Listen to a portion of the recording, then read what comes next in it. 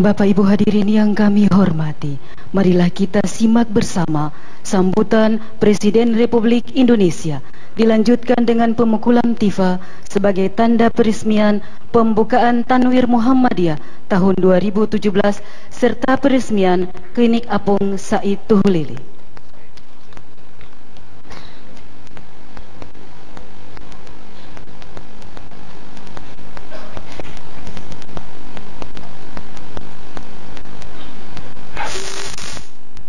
Bismillahirrahmanirrahim. Assalamualaikum warahmatullahi wabarakatuh. Alhamdulillah, alhamdulillah wa syukurillah la kala wa kata ila billah. Yang saya hormati Ketua Umum Pimpinan Pusat Muhammadiyah beserta seluruh jajaran dan keluarga besar Muhammadiyah yang hadir pada Tanwir Muhammadiyah di Ambon pada hari ini.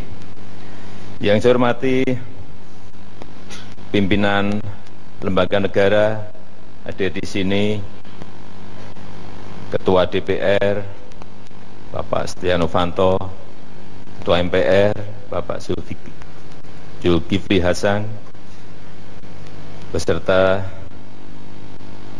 Panglima TNI, Kapolri, Ketua OJK, yang saya hormati Gubernur dan Wakil Gubernur Provinsi Maluku yang sudah 3 kali ini menyampaikan kepada saya protes masalah urusan DAU. Pak, kami ini daratannya kecil, tapi lautannya gede, tapi DAU selalu dihitung pakai hitungan daratan. Kami dapat kecil, Pak. Ini mumpung ada Ketua DPR, saya sampaikan sekalian.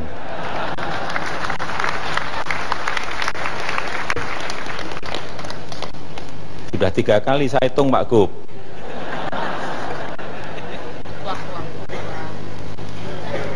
Jadi saya 2 minggu ini datang ke Ambon. Yang pertama, karena saya cinta Maluku. Yang kedua, saya cinta Muhammadiyah. Ada yang bisikin saya, Bapak di Muktamar kan sudah hadir. Masa Bapak di Tanwir hadir? Saya mau hadir. Saya jawab, saya mau datang. Ya di Muktamar hadir, di Tanwir hadir kan juga enggak apa-apa. Hadirin dan tamu undangan yang berbahagia.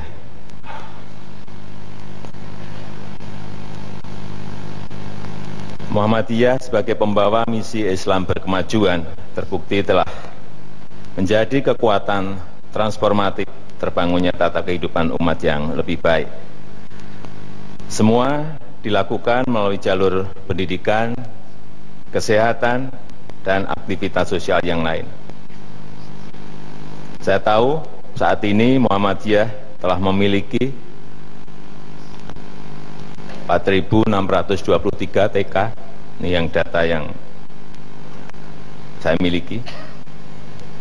SD dan madrasah ibtidaiyah 2.252, dan SMP dan madrasah sanawiyah 1.632, SMA, SMK, madrasah aliyah 1.291, dan perguruan tinggi 171. Ini adalah sebuah kekuatan yang sangat besar. Masih ditambah rumah sakit dan fasilitas kesehatan yang jumlahnya 2.119.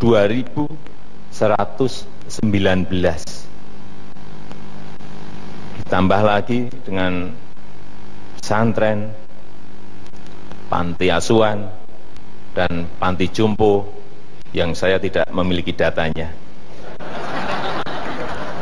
Pasti lebih banyak lagi. Pasti lebih banyak lagi karena datanya ini kesulitan data, sehingga mungkin ngitungnya kesulitan sehingga datanya saya tidak memiliki. Karena itu saya percaya kalau misi Islam berkemajuan ini akan menjadi sebuah kekuatan yang harus kita jaga terus.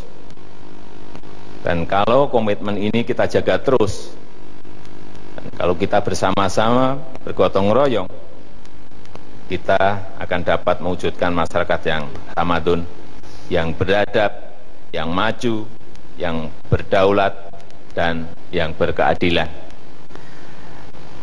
Saya datang 1,5 tahun yang lalu ke Wamena. Saat itu saya kalau malam atau pagi saya senang bertemu rakyat langsung, dan mereka menyampaikan, Pak Presiden, dan saya kaget, harga bensin di Wamena itu kalau keadaan normal 60.000, kalau keadaan nggak normal kadang sampai 100.000, Pak. Itu belum yang di atas Wamena, di puncak, di Lani Jaya, harganya lebih tinggi lagi. Saya berpikir, ini sudah berpuluh tahun mereka menikmati harga yang sangat tinggi itu. Dinikmati harga yang tinggi. Nggak pernah protes. Kita yang di Jawa, kalau naik 500 rupiah, naik 1.000 saja, demonya 3 bulan.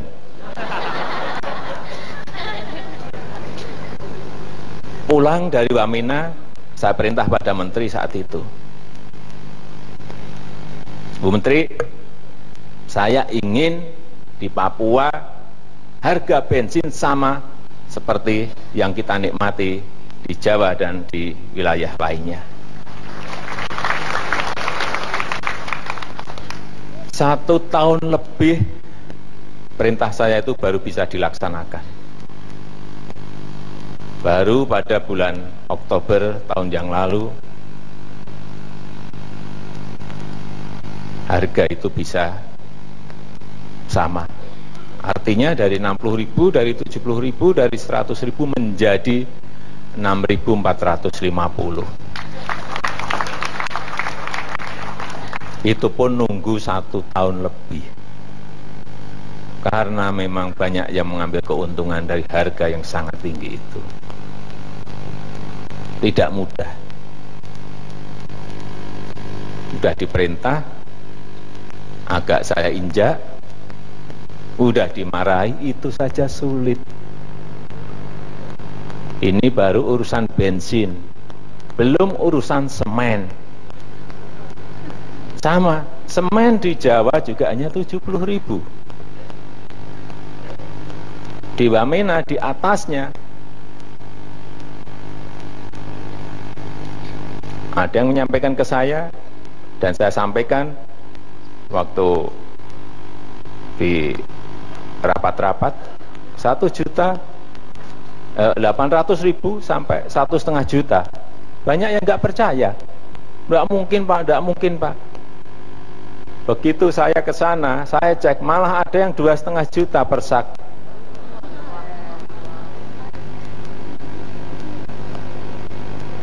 Bagaimana keadilan sosial bagi seluruh rakyat Indonesia kalau ada yang harganya di Jawa 70.000, kemudian yang di Papua 2.500.000 per sak semen. Yang ini saya belum berhasil. Harganya belum turun, karena memang jurusnya belum ketemu. Tapi saya meyakini, insya Allah itu juga akan, harganya nanti juga akan sama. Hadirin yang saya hormati, dan untuk mewujudkan pemerataan ekonomi tahun 2017 ini, sebentar lagi, saya sudah juga diskusi banyak dengan Pak Ketua PP Muhammadiyah, Dr. Haidar Nasir. Pemerintah akan mengeluarkan kebijakan pemerataan ekonomi yang berkeadilan, yang pada tahapan awal kita akan fokus pada 3 sektor penting, yaitu pertama di reforma agraria dan redistribusi aset. Ini urusan lahan. Yang kedua, di bidang akses keuangan, akses permodalan, dan yang ketiga dalam peningkatan pembangunan sumber daya manusia. Yang pertama, urusan reforma agraria dan redistribusi aset. Kita tahu, tadi sudah disampaikan oleh Pak Ketua, 1% memegang kurang lebih 55% aset yang ada. 1 orang ada yang pegang 300.000 hektar, ada yang 3 juta hektar, ada yang 700.000 hektar. Petani ada yang tidak memiliki lahan, hanya buruh tani. Yang memiliki pun hanya 1/4 hektar rata-rata yang data yang kita punyai. Inilah problem yang harus kita selesaikan, sehingga Gini rasio kita terus bisa kita turunkan. Dari data yang kita miliki, sekarang ini ada 106 juta bidang tanah yang bersertifikat, baru 46 juta. Separuh lebih belum bersertifikat. Artinya rakyat menduduki sebuah lahan tetapi status hukumnya tidak ada. Inilah yang saya sudah perintahkan, kebetulan hadir Pak Menteri BPN, agar setiap tahun penyelesaian sertifikat biasanya hanya 500.000, saya minta tahun ini 5 juta, tahun depan 7 juta sertifikat, tahun depannya lagi 9 juta sertifikat harus diberikan pada rakyat.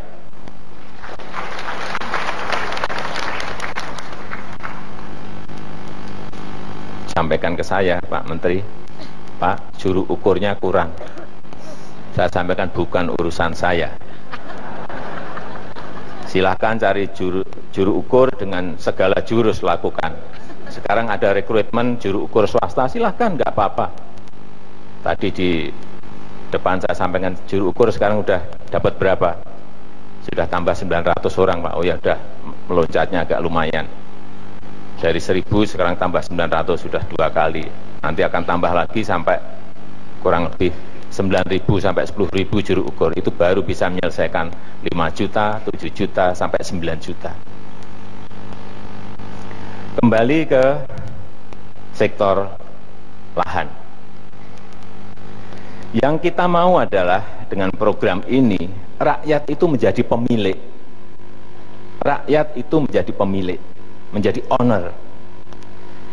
Kita mau seluruh rakyat masing-masing memiliki sesuatu yang berharga, yaitu sebidang tanah. Karena tanah adalah permulaan dari segalanya. Sekarang ini di kantong saya sudah ada 12,7 juta hektar. Yang saya ambil, enggak produktif cabut, enggak produktif cabut, enggak produktif ambil. Dapat 12,7 hektar. Ini yang akan nanti dengan skema-skema khusus, entah untuk rakyat, entah untuk koperasi, entah untuk Muhammadiyah, dengan catatan lahan itu harus produktif dan tidak bisa dijual lagi. Kuncinya harus di situ. Percuma dibagi-bagi, kemudian dibeli lagi oleh yang itu lagi juga percuma. Nggak ada artinya.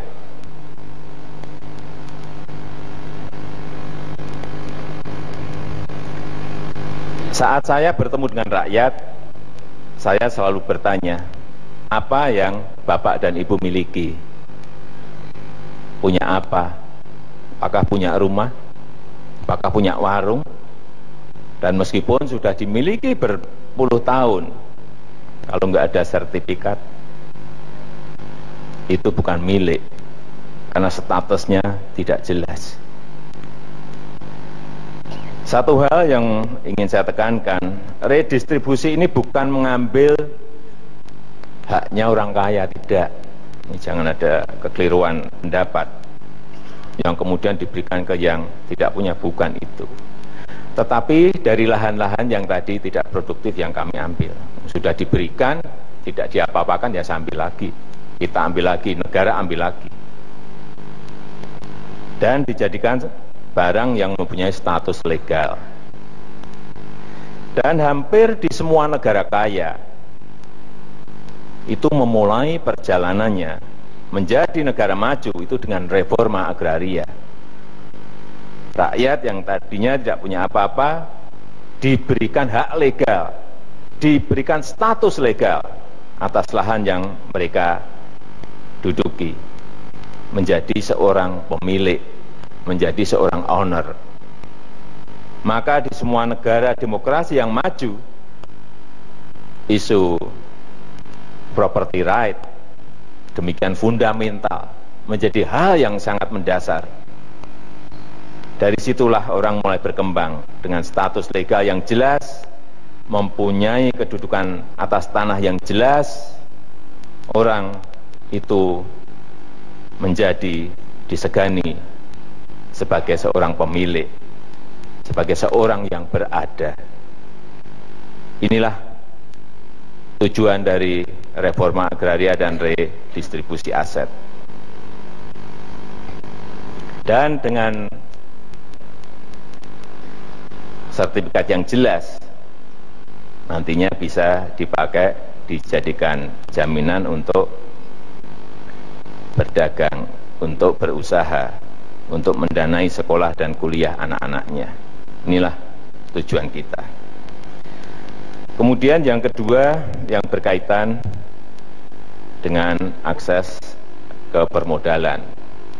Kalau kita lihat di negara kita sekarang ini, ekonomi syariah itu baru berjalan kurang lebih 5% dari pangsa yang ada. Masih ada kesempatan 95% yang bisa kita kembangkan. Bisnis syariah, bukan hanya perbankan syariah. Bidang-bidang yang lain, industri, pabrik, hotel, wisata, masih banyak lagi kesempatan yang bisa kita masuki.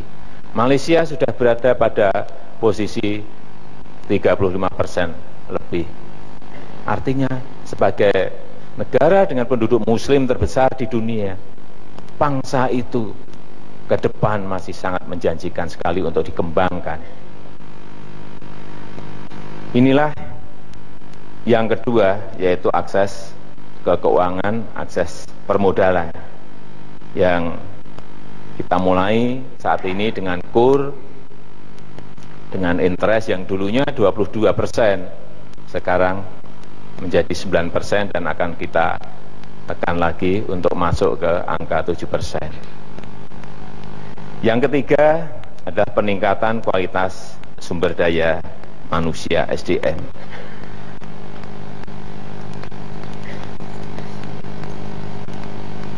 Dua bulan yang lalu saya perintah kepada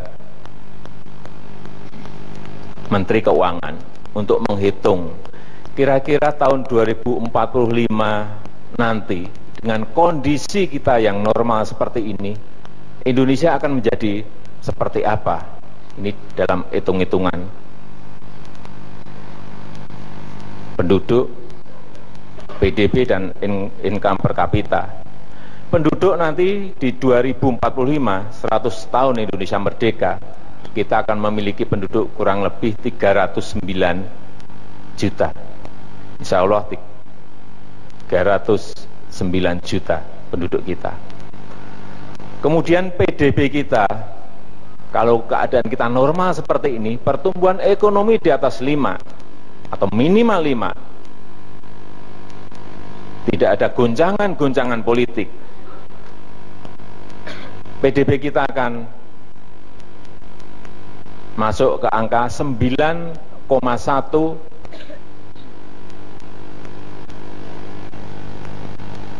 triliun US dollar. Artinya kurang lebih 120 ribu triliun rupiah. Income per kapita kita berapa? Dihitung oleh Bu Menteri Keuangan, Bu Sri Mulyani. Ketemunya income per kapita kita sekarang 3.450 ribu US dollar. Nanti tahun 2045 akan menjadi 29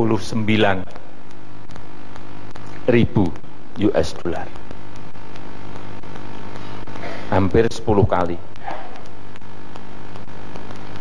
Dan kalau itu betul-betul terjadi, kita akan menjadi 4 besar ekonomi terbesar dunia. Menjadi 4 terbesar ekonomi terbaik dunia. Tetapi memang sekali lagi ini butuh konsistensi, butuh kerja keras, dan butuh sebuah estafet yang baik. Artinya ada budaya estafet dari pemimpin sebelumnya ke pemimpin berikutnya. Jangan mulai lagi dari TK lagi, mulai dari awal lagi. Ini harus diestafetkan terus. Sehingga angka-angka yang tadi diberikan kepada saya itu betul-betul bisa kita pegang betul. Kembali ke kualitas SDM. Problem kita dengan bonus demografi di 2025-2030, angkatan kerja kita sekarang posisinya adalah 42% itu adalah lulusan SD, 66% adalah lulusan SD dan SMP, 82% lulusan SD, SMP, SMA, SMK. Oleh sebab itu saya menugaskan kepada Menteri Pendidikan dan Kebudayaan, kebetulan dari Muhammadiyah, bukan kebetulan, memang dari Muhammadiyah, Profesor Muhadjir, nggak hadir. Masa berani nggak hadir? Oh ada, tadi belum ketemu. Untuk betul-betul fokus kepada pendidikan vokasional, fokus pada vocational training, dua hal ini, pendidikan vokasional dan vocational training. Karena yang kita hadapi ini sudah jadi. Dan di dunia pendidikan kita, terutama di sekolah kejuruan, di vocational school, problemnya ternyata bukan problem yang mudah. Harusnya di sana itu 70-80% itu pendidiknya, gurunya adalah guru-guru pelatih. Melatih membuat pintu, melatih mengassemble otomotif, melatih mengelas sesuatu, melatih membuat bangunan. Fakta yang ada adalah 80% gurunya adalah guru-guru normatif. Guru normatif itu guru Pancasila, guru bahasa Indonesia, guru bahasa Inggris, guru kimia, guru matematika, sehingga keluarannya juga hampir mirip-mirip dengan SMA.